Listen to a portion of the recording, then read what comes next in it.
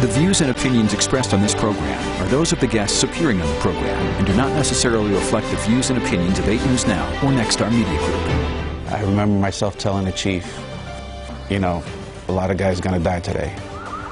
Tonight on Politics Now, 20 years since 9/11, a former New York City firefighter shares his experience at Ground Zero. Plus, it's very surreal that 20 years have gone by. An FBI agent recalls why the tragedy hit home for him twice. This is a moment in history. This is a physical artifact of a moment in history that I think has to be preserved. And we'll take you to the 9/11 memorial that is now at UNLV and how it's preserving our city's history for future generations. From 8 News Now, this is Politics Now. Thank you very much for joining us tonight on Politics Now. I'm John Langeler, and tonight we mark 20 years since the terror attacks of September 11th. The special edition of Politics Now will focus on the tragedy, the heroes, and the fallout. And we start with one Las Vegas local who was on the front lines that day. The I-Team's Vanessa Murphy here with his story. Vanessa. John Frank Pizarro dealt with the grief of losing fellow firefighters on 9/11. He also was part of the recovery effort to find their bodies. He lives with the pain and trauma every day. Telling the chief, you know, a lot of guys gonna die today. Frank Pizarro remembers the ride from his New York City firehouse to the World Trade Center on September 11th, 2001, where destruction continued. Because there was a Verizon building that was a block over, and we had gone in there to search after the first 2 towers have come down. And 5 minutes after we got out of that thing came down. In the days and months that followed, so we went digging through the pile, you know, hoping to find anything or anybody. He was part of search efforts. It was powerful because we would find, say, a fireman from a specific house, and all work would stop. And we would call that firehouse so they could come and bring him out of the hole. And so it was a sight to be seen. The aisle would line up and everybody would stand at attention and salute as he would be carried out. And this happened over and over and over again. 20 years later, he remains proud to wear the uniform. No, I would do it all over again. You know, it's probably the best job in the world. And I lost a lot of friends and brothers, and that I'll never forget. He retired in 2017 and then moved to Las Vegas. Like many first responders at Ground Zero, he says he has health issues, including lung disease.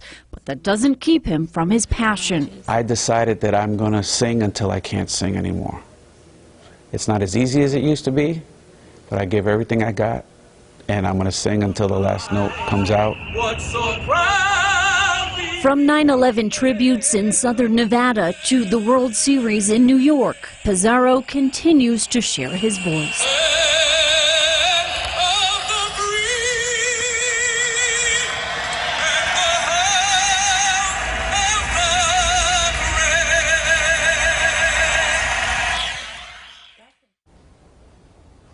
Pizarro started a charity to help remember fallen firefighters. We have more information at 8newsnow.com. John. Yeah, Vanessa has an incredible voice. We've seen him at the memorials here in Las Vegas for some time.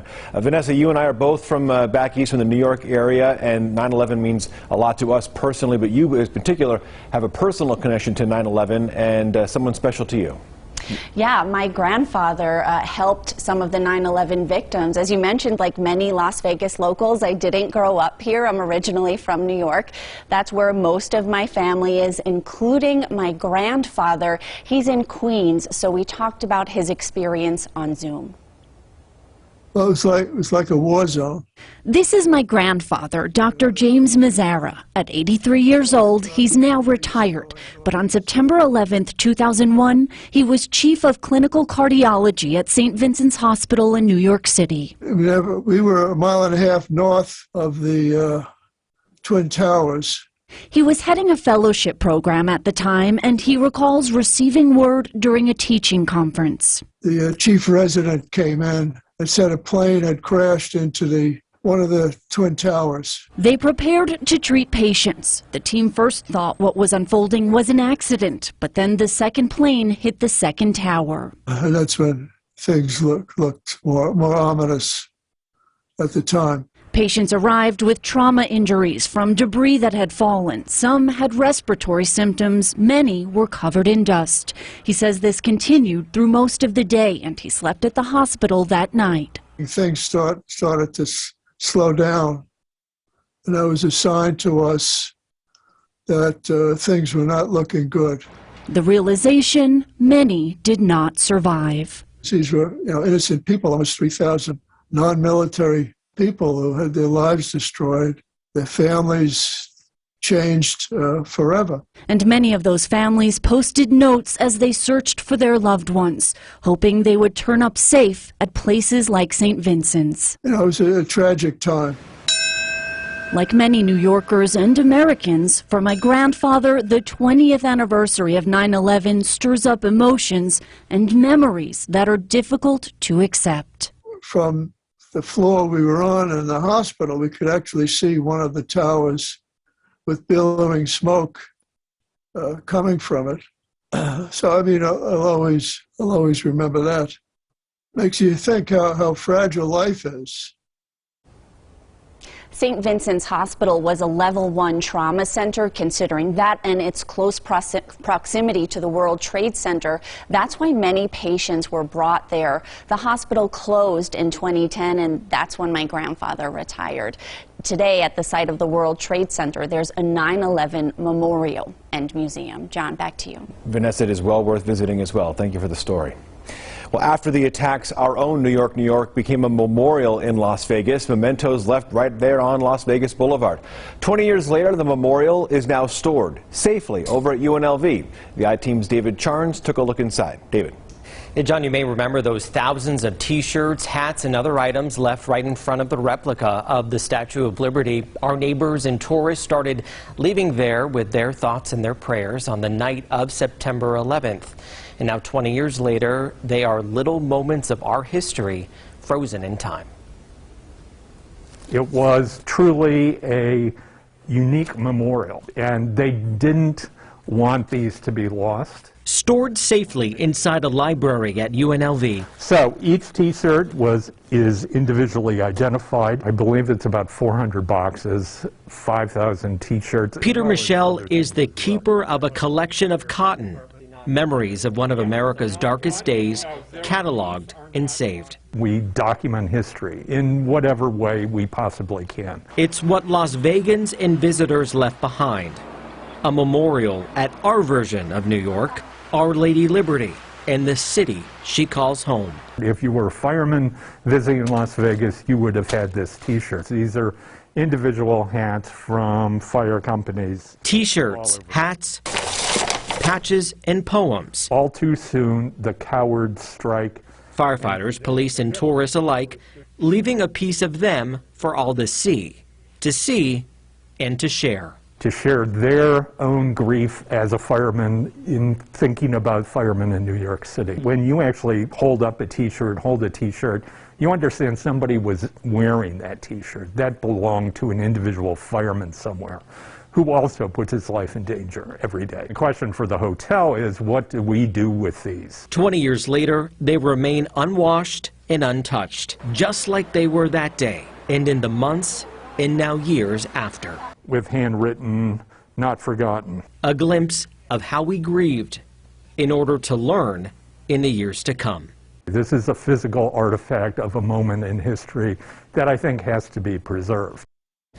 And John, part of the preservation includes educating younger generations about what happened that day by seeing just how our community paid their respects now 20 years ago. John? Yeah, David, it's an ongoing lesson, and I think especially now 20 years since the tragedy, a lot of us think back to where we were at that time. I was in college. I was a senior in upstate New York. Where were you on 9/11? Right. We sort of look at we all aged in 20 years. I was 12 and in 8th grade, and I remember getting to school late on that day. I'm from the New England area, and unfortunately there were people, students at my school whose families were on some of those planes because they came from Boston, and we just sort of watched it all unfold on TV, and you know, it just was such a difficult time, and it's hard to believe that it has been 2 decades since then. Yeah, my father used to work in the World Trade Center many years ago. We all sort of remember where we were at that time. David, you also spoke with the local FBI agent who just started at the agency when he was called to work on September 11th. Right, he was 29 at the time, and what started as a day that he was to bury his father turned into one to secure and investigate our country's largest crime scene. Good morning. 64 degrees at 8 o'clock. It's Tuesday, September 11th. The sky was crystal blue. There wasn't a cloud in the sky, and it seemed like the most bluest sky I've ever seen. September 11th, 2001 means a few things to Christopher LaManna. It's very surreal that 20 years have gone by. It's the day he said goodbye to his father. My dad had passed away 2 days earlier from battling lung cancer. And the day terrorists struck his hometown. LaManna, now a special agent with the FBI in Las Vegas, then 29, was about a year into the job with the FBI in New York City. We were scheduled to bury him on that Tuesday, 9/11. A regular September Tuesday, turning into a nightmare. Some of my relatives had indicated that they heard a plane had struck the World Trade Center. At the funeral parlor, I had noticed a number of FBI agents, but when we got to the church, they were all gone. Soon after, he too left his family, said goodbye, and got to work. I remember getting home, changing out of my suit, putting on, other clothes that were a little more comfortable, because I didn't know what I was going to be doing. I've been inside the World Trade Center. So it's very personal to me, because I've walked on the streets around, where the World Trade Center stood. I had memories there. As the towers fell, LaManna rushed downtown. I had to go down there because I knew there were people down there, people that I knew. Including his coworker Beth, near one of the towers when it collapsed. The debris, the darkness that enveloped them so quickly. She said she could barely breathe. She saw a glint of an NYPD officer's shield, and she grabbed his arm, and they worked their way out of the area. She was covered from head to toe. She escaped, and years later became LaManna's wife. Now, every September 11th is a time to remember those moments leading to a lifetime together, moments from that day, and moments with those we've lost. I think about my dad every year on 9/11. There's a time to mourn, but that was a time for service. And I know my dad would have felt the same way. And LaManna has a photo of the New York skyline with the Twin Towers hanging up in his home. He says that he spent months working 12-hour days, 12-hour shifts, investigating the attacks and the terrorists for a real long time. And right now he's working here at the FBI's Las Vegas office, John. David, thank you very much. The 9/11 attacks led to the wars in Afghanistan and Iraq. Years later, many veterans are still dealing with health issues from those wars, like cancer, and toxic burn pits may be to blame. Your concern is obviously the needs of the mission, and less so that you're thinking about those after effects. The evidence suggests that it's probably my time in the service. Matthew WHETNALL served 8 years in active duty, including 2 tours in Afghanistan. He survived an IED blast, but not the actual air around him. Scans showed a golf ball-sized mass in the back of his brain and another on his lung. Burn pits like the ones you see there were loaded up by the military with things like lithium-ion batteries and just set on fire. And it created a toxic brew for people like WHETNALL, soldiers and servicemen and women, to breathe in. There has been a push for legislation to try and help veterans suffering from those cancers, but it hasn't passed yet. I spoke with our Washington, D.C. correspondent, Alex Limon. There's been discussion about this on Capitol Hill for a long time. There have been some pretty public discussions about this on Capitol Hill. Where do things stand on Capitol Hill to try and get something done about this? No, you're right. This has been an issue that people have been fighting for years, and a lot of times these bills just kind of languish and die in Congress and didn't go anywhere, in part because the Department of Veteran Affairs and the Department of Defense argue that there's no conclusive evidence that proves that those toxic chemicals from the burn pits are what caused the illnesses in the veterans, and it's a really high burden of proof for those veterans to be able to prove that. And so now, though, this year, this Congress, there's a renewed push and a renewed effort that is getting a lot of attention. The bill was introduced by Senators Kirsten Gillibrand and Marco Rubio, a Democrat and a Republican, that would give benefits the presumption that they were in fact exposed to those chemicals. It's similar to what was done after Vietnam and the Gulf War with Agent Orange, and that would make it a lot easier for these veterans to get health care benefits and other benefits, and it's gotten a lot of attention. Comedian Jon Stewart, for example, has come to Capitol Hill to support this effort and talk about the necessity to give veterans this extra support. And actually, also last year, President Joe Biden said that he believes that the brain cancer that killed his son, Beau Biden, was caused by exposure to those same toxic chemicals from the burn pits. So it is an issue that's getting a lot more attention now, and the lawmakers who are involved with this effort say that they are hopeful that this time around they will be able to pass something successfully through Congress. So even if there's some bipartisan agreement on this, even if there's maybe resistance from the Department of Defense, is there a price tag, ballpark on how much is needed to try and help these veterans for what they're dealing with? So that's something that the Congressional Budget Office would have to figure out, and there's been a lot of debate about what that price tag would actually be, because some estimates say that about 3.5 million veterans are believed to have been exposed to the toxic chemicals. But what the supporters of these efforts say is that, not all of those people would